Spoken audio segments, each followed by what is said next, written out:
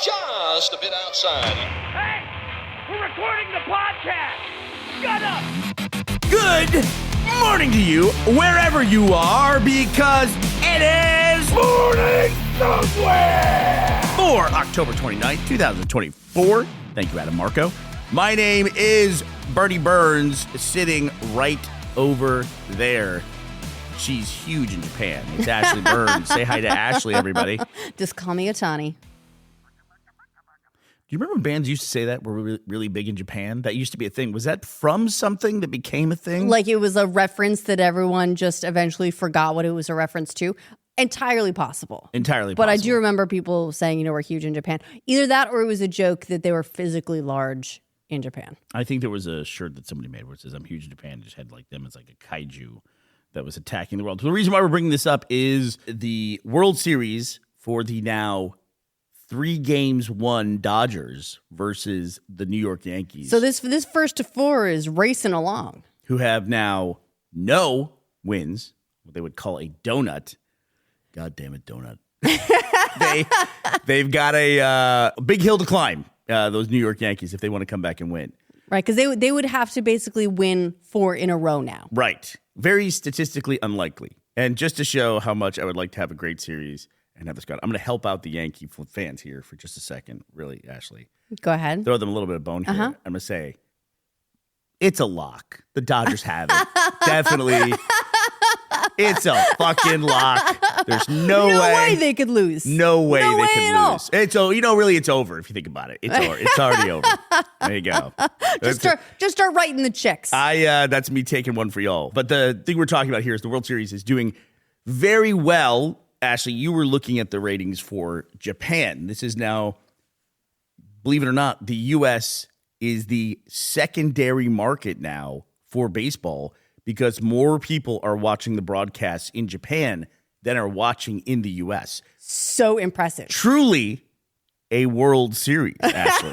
Finally, at Earn last. the moniker. Yeah, it's so the ratings as it shows now is that in Japan, 15.9 million viewers watched the second game of the World Series between the Dodgers and the New York Yankees. That's about 12% of the population. It was about 13.8 million viewers in the U.S. Current population, according to World Meter of Japan, is 123 million. Listen to this.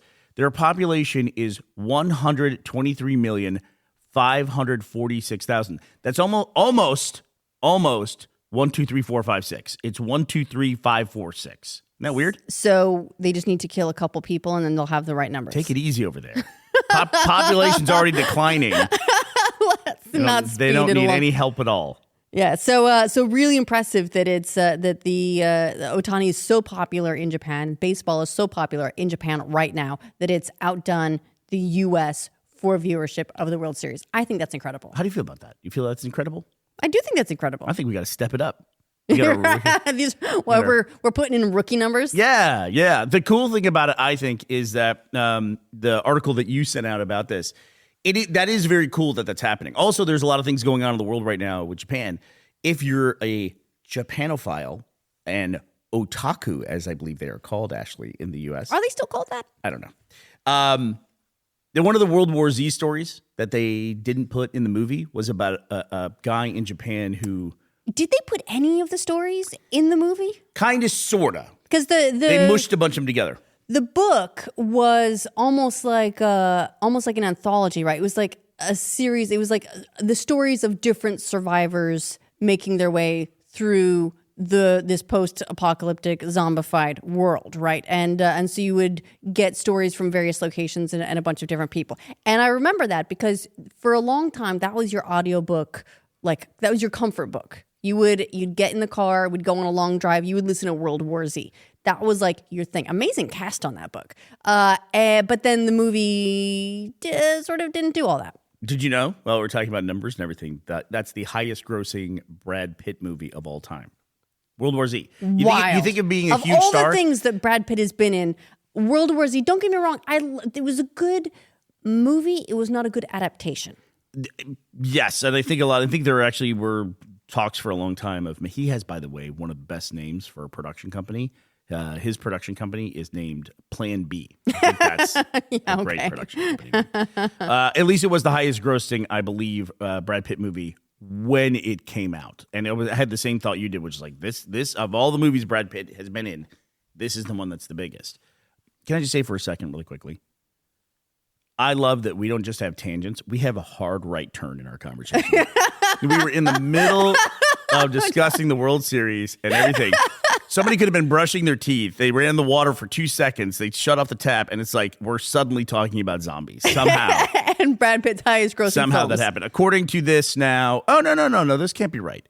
Well, it says here from Screen Rant that his highest grossing movie is worldwide is Megamind with 321 million. Oh, this is a list that's going up as it goes down. Sorry, everybody. Mr. and Mrs. Smith, 487 million. Troy, 494 million. World War Z, 540 million worldwide. Now, technically, oh man, this is ridiculous. You know what the highest grossing Brad Pitt movie of all time is? Featuring Brad Pitt? Hold on. Oh, no, I know this. It's Deadpool 2. It's Deadpool 2. That's funny. That's pretty fucking funny. If you don't know it or not, Brad Pitt's in Deadpool 2 for about, like 3 frames. I think he's in it for 3 frames. Wow. They were really lucky to sign him on for that movie. I'm so glad I read that. He really brought his star power to bear. Oh my God. Well, congratulations, Brad Pitt, for being part of that huge franchise. A pivotal part of the huge franchise. That's too funny. Yeah, but World War Z, if you want to have actual Brad Pitt helm. Brad Pitt, Brad hit. Brad Pitt's Brad hit. He's $540 million worldwide for World War Z. Even just hearing $540 million, that's his biggest box office draw of all time. That's actually kind of surprising to me. Although he really did develop himself very much as a character actor, following a lot of his heartthrob stuff. To bring this back around to baseball, anyway, the zombie horde came over the first base wall. So what happened was... caught the ball and fled the stadium. The thing that I'm excited about for baseball in particular is that in addition to now being huge in Japan, like your favorite independent band from the 90s, it is now has a massive increase in the 18 to 34 market. I feel like, honestly, baseball was one of those sports that America was kind of aging out of. But 18 to 34-year-olds, they are now up 93% in their viewership of this World Series. Well, that's huge. It's good to see that kind of which is a total lock for the Dodgers. They're going to be trying to double it down, huh? Okay, well, while we're talking about sports, one of the best thing about sports, of course, Bernie, is the snacks. I agree. However, I would like to issue a warning for anyone who's thinking about getting the pizza. Specifically, this is not actually baseball related, but there was a restaurant, a pizzeria in Wisconsin that's had to issue an apology, Bernie, because they accidentally contaminated their pizzas with THC. What? Yeah. How do you do that? So this is, by the way, if you're not familiar with THC, it is the sort of like active compound in marijuana. So we've heard, allegedly. Allegedly. So what it sounds like is that someone took oil from a shared fridge. So I'm assuming this is like shared staff fridge. People put their own stuff in there, whatever. Someone was short on oil, whatever. They grab oil out of the fridge, use it on the pizza, and it was THC oil. And so a lot of people accidentally got extra munchies when they got their pizza. I was going to say, this might just be the best marketing campaign for pizza ever. Terrible accident. Why do we have so many repeat orders tonight? What's going on? Nefarious sales tactic. Is everybody okay? Yes. Before we laugh about this? Well, yes, everyone's okay. So some people they were transported to the hospital with THC-related symptoms like anxiety, probably like paranoia, things that are very common for THC. You're right. But yes, everyone is okay. So this is one that I think it's okay for us to laugh at because it's kind of funny that people accidentally got THC pizza as long as no one had a random drug test at work the next day. Oh, or that'd be a great time to get it because then you could just say if you live in that town, I ordered pizza from this place. Yeah, no. Here's the article about I just it. had pizza. fact, they should just print an article and leave the city blank so people can fill it in with pen and say, "Oh, boss, sorry, not my fault. Not my fault. I went to the pizzeria. not my problem." So while we're talking about everyone is okay and things that you can laugh about if it all turns out okay, I actually have a story where it didn't turn out okay, but I do want to call out because a lot of people will usually go after someone like this. It's a really sad story of a young woman who was killed. She was, I guess, working for some kind of skydiving company or something, and she was taking pictures of people getting off the plane. Maybe she was somebody participating in it. And while she was framing up a photo to, get everyone in the shot, I suppose, she was backing up, and she backed into an active running propeller for the plane and ended up dying on the scene. Just one of these lapse of attention for 2 seconds and, life completely changes. It's just crazy how that can happen. And it sucks because that's the kind of thing that you're paying attention to this shot. You just for 2 seconds, you don't think about it. And of course, the comments for it were filled with people about comments about selfies and things like that. First of all, this was not a case like this, but it happens with selfies. Let's be clear. Selfie culture is not limited to a small group of people. Everyone's taking selfies. We also all have these things that we do every single day where we had just have a lapse of attention. I'm sure in everyone's life listening to this, there's a couple moments in your life going, wow, I can't believe I survived that. That was a close one. Or if you've ever thought, well, that was close. Yeah. There's a lot of people who didn't make it through that to say that, right? It's the ultimate survivorship bias. No, that's terrible. Yeah. That's terrible. So it's just one of these freak accidents that can happen. And she did die on the scene and died instantly. Well, I hope it was instantly. If it was me, it's a weird thing to say, but yeah. I would very much prefer to exist and then not exist with no awareness of what happened in between. They always say, doctors say this on TV. It's get your house in order or get your affairs in order. What does that mean to you? What does that? To me, that means make a will. Take all your vacation at work. You make a will then? Okay, go ahead. Well, make sure you've got the will and that everyone knows the plan. Use all your vacation at work. Don't buy any new pets. Use all your vacation. What? Don't buy a new pet. Yeah, don't go run out and buy a new Shar-Pei or anything like that. I know that was on your list of things to do, but don't do that right now. Don't buy a new pet. Mine would be log out of the group chats that I'm in and then delete all my browser history. That's it. Well, see, here's the thing. Do you ever, though, as a writer, though, you Google so many things that people would look at your list and go, this can't possibly I'm mean literally anything. not worried about my browser history. I'm not. I genuinely am not worried about that at all because for podcasts and writing and stuff, I just Google whatever the hell I want. What is interesting to me is if you go back and you look at your browser history, it's weird how you can follow your own kind of train of thought on things and you can see it mapped out there. You ever have that thing where you go to say something and you can't remember what you were going to say so that you internally, you mentally try to recreate the scenario that created that thought and that works? I do that all the time. I have to do that a lot when I walk through a door. I walk through a door into a room and then you've seen me do this where I just stand there looking around I just came out of a trance. Yes. And you're like, what? And I'm like, why did I come in this room? And then I have to mentally step backwards through the process until I get to what we're going to call, Bernie, the inciting incident. Right. Whatever it was, the spark in your brain. Oh yeah, I need to go to the thing. And I go, Yeah. Feels so good when you finally get that, the reignition of the engine there. Yeah. You know what scares me about that is I don't know if it's a symptom of age or just what's going on in the world now. I feel like since I've been part of social media, especially reels and scrolling videos, short attention span videos, I feel like I have that more in those moments than I do at any other point in my life. Well, while we're talking about writing, there's something coming up, and I kind of want to talk about this because I would love to know what you think about it, but also it kind of applies a lot to what we're talking about, and that is NaNoWriMo.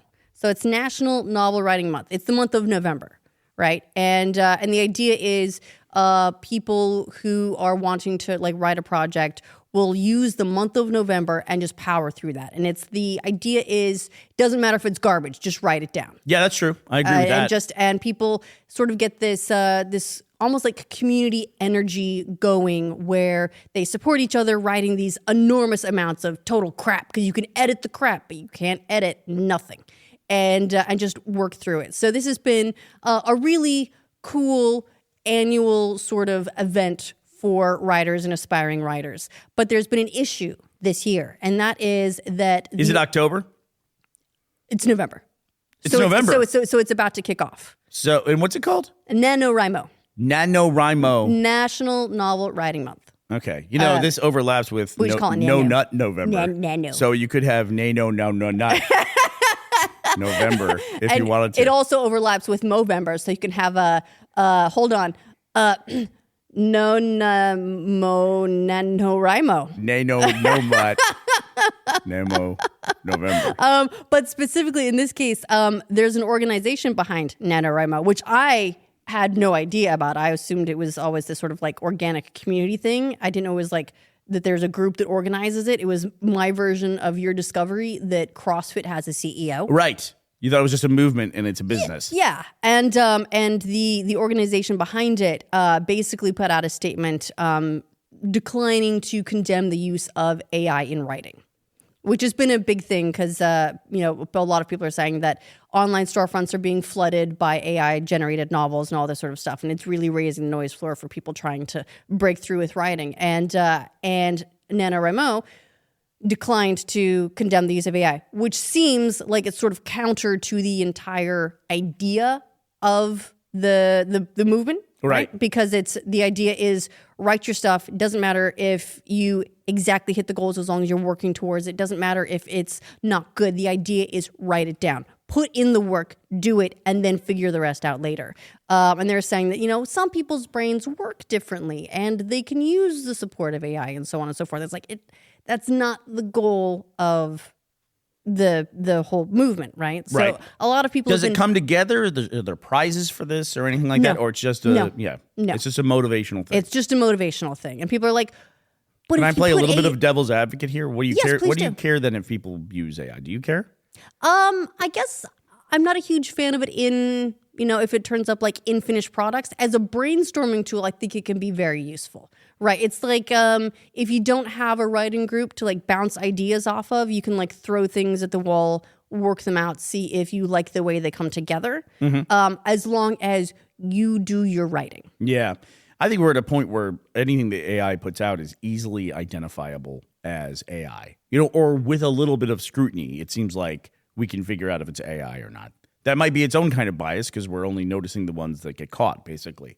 But I don't know. I feel like if it gets people interested, they might not like the first thing that an AI puts out, but it might spur human creativity from there. You never know. Like a lot of times, people will watch things in order to take in information. Our good friend, dear departed Monty Ohm, used to do this. He would take in every action movie he could watch. He had like 3 or 4 screens going at once with all these like different films and animes and all kinds of stuff. Just looking at all of this animation. Some of them playing at like 1/8 speed, which was always interesting to me, And so people take it in. But if that stuff makes its way out to a published work, no, I don't think that's not. I'm not for that in any way whatsoever. I'm talking about anything AI generated becoming a published work. I don't like that. Yeah, I guess for me, it's just. It sort of goes against the spirit. The idea is give yourself permission to be bad. Just write things down. Yeah. And so it's a little bit sad. And go ahead. I Also, feel go ahead like- and masturbate too. You don't have to go the whole month. Live your life. But I feel bad if writers feel discouraged from participating this year because they, it's like this takes the shine off it. But I wonder if there's any alternatives out there. I haven't heard about any that are taking up this mantle. So I'm very curious, I guess. It's kind of like the Olympics. There were people who have always pitched the idea of having just a do whatever the hell you want Olympics, take whatever drug you want, And it's like that way. It'd be funny if there was an all AI writing contest. It would be the lamest contest in the world. You would read all the finished products, and they would all be like over explained and weird and like word salad stuff that AI puts out. Right, and they take like weird left turns that don't make any actual sense. The character descriptions change throughout. My official position on something like this is I don't like it, but I don't feel threatened by it. You know what I mean? And I feel like a lot of these reactions come because people feel threatened by it. Eventually that will come. Eventually. I don't know if we're there yet now. Fair enough. That's how I feel about it. Fair enough. Don't like it. Don't feel threatened by it. While we were just talking about CrossFit though for a second. Ashley was referencing the fact that pretty morbid episode today. A swimmer died in a CrossFit race, and the CEO of CrossFit made a comment about it, an official statement. And at the time, I was like, CrossFit has a CEO? What the hell is that? While we're talking about the fitness stuff, though, there was this article that came out where this is an app that a lot of your brother-in-law and your sisters, their friends use. They recently, a French newspaper figured out that they could track the location of President Biden and both the presidential candidates, Trump and Harris. Were they keeping movement streaks or something? No, they could track them because their bodyguards were using the fitness app Strava. Oh no! Yeah, and so they would track their whereabouts for a while and said, yeah, they could. It's the kind of thing you'd think they would know, like not to use something like that. I'm like, look, President Biden's running a flag shape. That's apparently like one of those things that people will do on Strava is they'll put together a running route in a specific shape. Some guy, and it's just a random. Keeping this in the theme of Japan, I think some guy proposed to his wife, now wife, by writing "Marry Me" across all of Japan in his app. I would figure out a way to fake that pretty quickly. I have to admit that. You're gonna get the AI to write that one. Well, yeah, I would look, I can either walk for a year or I can learn Photoshop in about 35 minutes. Which one do you want? You want me working harder or working smarter, Ashley? What do you want?